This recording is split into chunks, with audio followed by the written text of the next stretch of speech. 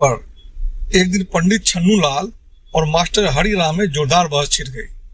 पंडित जी ने पैर पसार कर कहा, भाई बैठना ही जीवन का असली सुख है।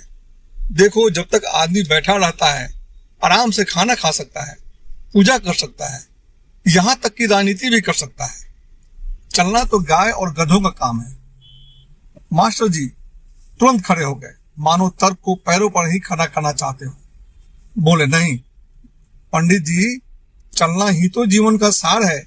बच्चा जब जन्म लेता है तो बैठा नहीं रहता, पहले रेंगता है फिर चलता है। बैठना तो मृत्यु का पूर्वाभ्यास है। शमशान घाट में तो सब बैठे बैठे लेटे ही रहते हैं। पंडित जी ने मूंछों पर ताव देते हुए प्रतिवाद किया, अरे मूर्ख, ध्यान तो बैठकर ही लगता है ना। साधु महात्मा जब बैठते हैं तभी तो ध्यान पाते हैं। चलकर या दौड़कर किसे मुक्ति मिली है? मास्टर जी ने ठहाका लगाते हुए कहा, भाई साहब बात तो आप सही बोल रहे हैं।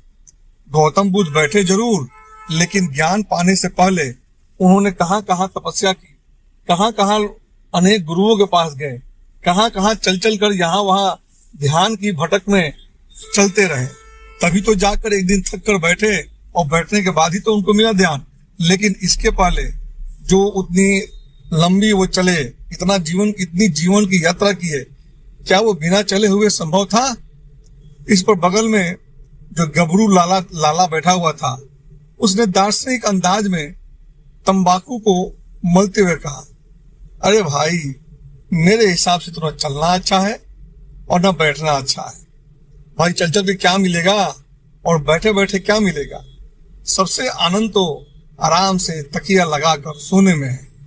जब तक आप सो रहे हो तब तक न भूख, न राजनीति, न भगवान, न ईश्वर, न किसी की भी जरूरत है। जब वो सब बात कर रहे थे तभी वहां पे एक बकरी आ गई और बकरी आके जो गबरू लाला था उसकी धोती खाने लगी। लाला घबरा कर उठकर खड़ा हो गया और अपने धोती को खींचने की कोशिश में धड़ाम से गिर पड़ा।